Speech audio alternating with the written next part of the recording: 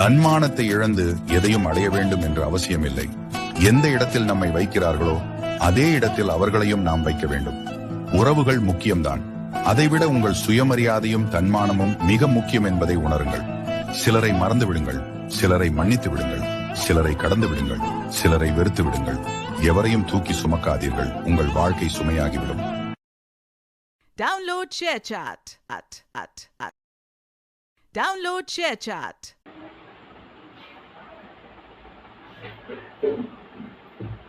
என்ன பண்ற? என்ன படம் எடுக்கிற? சொன்னியா? இருங்க.